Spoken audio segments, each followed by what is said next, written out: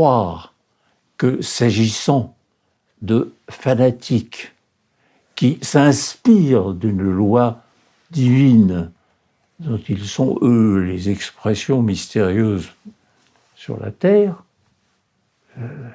non, jamais la peine de mort, jamais n'a permis de combattre le terrorisme. La fermeté, bien sûr, il ne faut pas être naïf. À cet égard, la fermeté s'impose.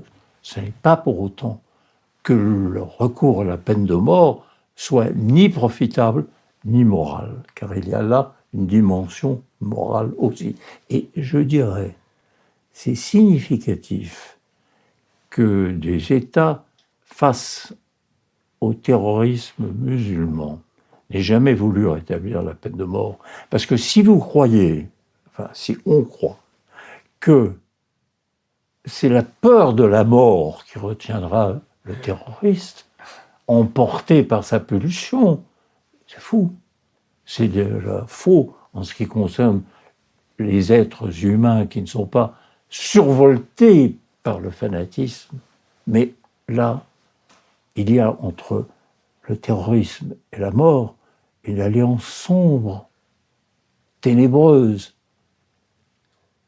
Tuer, mais en même temps se faire tuer, se faire exploser avec ses victimes. C'est pourquoi je dis, la peur de la mort, elle ne peut pas faire reculer le terroriste.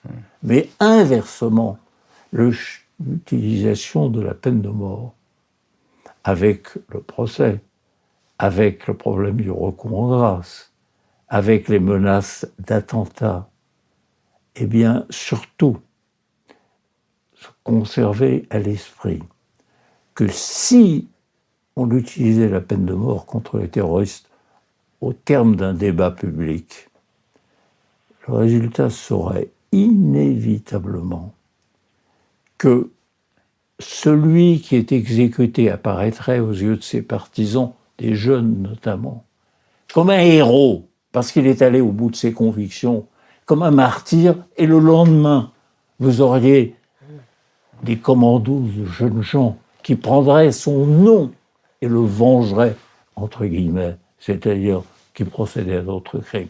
Donc, loin de combattre le terrorisme efficacement, la peine de mort le nourrit.